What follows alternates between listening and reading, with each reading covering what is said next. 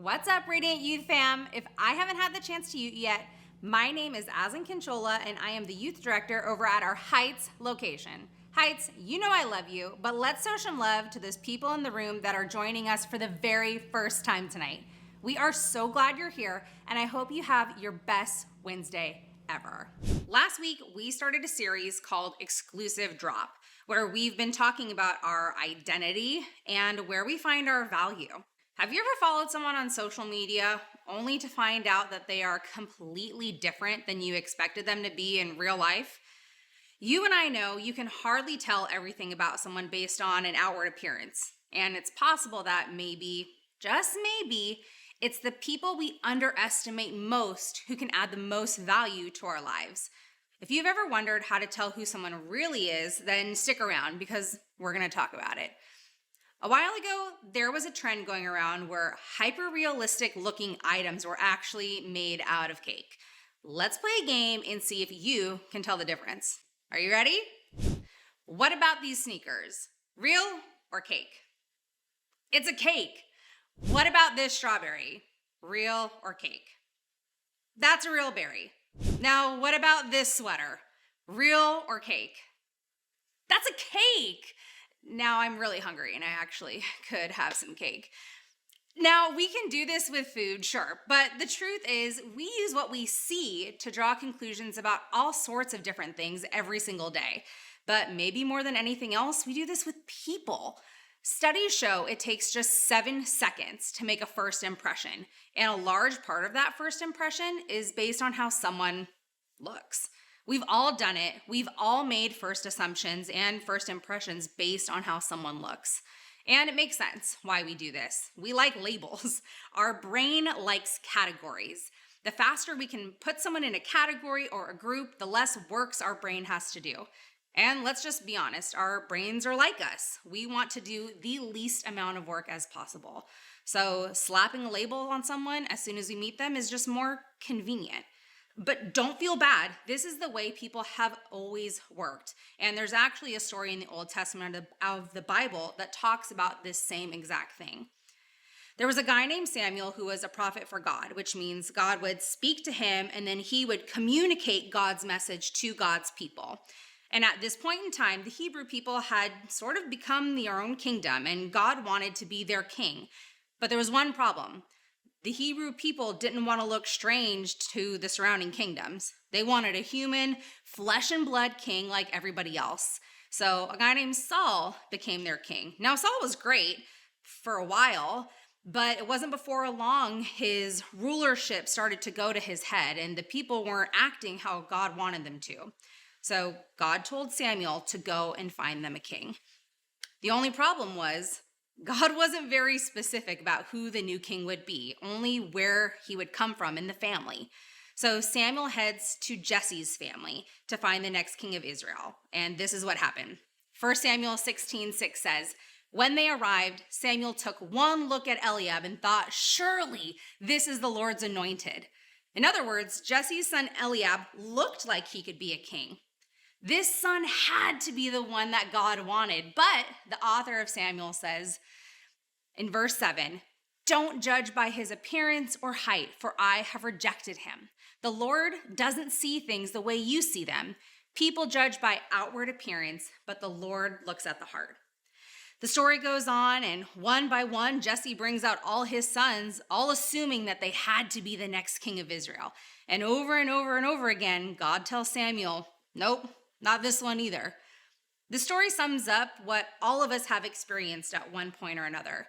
We see what makes us draw conclusions that end up being totally wrong. We size someone up or someone sizes us up and make assumptions that are way off, all because of what we see or don't see. Samuel did it. Jesse did it. They missed what God could see. Now, the problem is you and I do this all of the time. We make comparisons. We size each other up. We think that what we see or what we believe is the standard and has to be right. But the truth is, God's judgment is the only one that matters, and God doesn't make quick assumptions about people. So when we look at ourselves, we look at someone else, we might see a world of difference, but what does God see? God's image in us and God's image in them. which leads to an even bigger question. Let me explain. We might deny that we judge or look down on someone, but there's a test that reveals how we can really see someone. Can you hype someone up you don't get along with? Like, can you in all sincerity find something to excite and celebrate about someone you consider really different than you? Can you see the image of God in those who you don't like or those who annoy you? People who are more materially poor, people with different physical or cognitive ability, how do you see the image of God in them? Even more, when you see someone who has it easier than you think of as less oppressed or more privileged, does that make you angry or resentful? Do you believe the image of God is there in the people you dislike? That's where things get a little more complicated, right? It's hard to accept that someone who devalues others has value themselves. How do you handle knowing that everyone is made in the image of God, includes those who have done incredible harm to others, who have made you angry, or who have even just annoyed you? God sees the bigger picture, and you are invited to see others the way God sees them too. The thing is, we can make a judgment about someone and be way off, but we can also make a judgment about someone and totally nail it. That person or that group has gotten it wrong, has done something they shouldn't, has rightfully earned the label they have. But even God sees something in them that we always can't. What does he see? God sees that person as a beautiful creation and a person that was gifted in the image of God. And to be honest, sometimes that's hard for us to accept. There's a passage from the book of Psalms, a book in the Bible that's considered kind of like poetry or even songs in what we call the Old Testament. And it talks about this idea of identity. This psalm was written by King David, the son of Jesse, that was chosen to be king after Saul. Let's take a look at Psalm 139, 13 through 18. You made all the delicate inner parts of my body and knit me together in my mother's womb. Thank you for making me so wonderfully complex. Your workmanship is marvelous, how well I know it. You watched me as I was being formed in utter seclusion, as I was woven together in the dark of the womb. You saw me before I was born. Every day of my life was recorded in your book. Every moment was laid out before a single day had passed. How precious are your thoughts about me, O God. They cannot be numbered. I can't even count them. They outnumber the grains of sand. And when I wake up, you are still with me. It may be tempting to read that and relate to what David is saying because the same is true for us.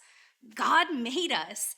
God is with us. We are God's complex workmanship, and God sees us as precious and valuable.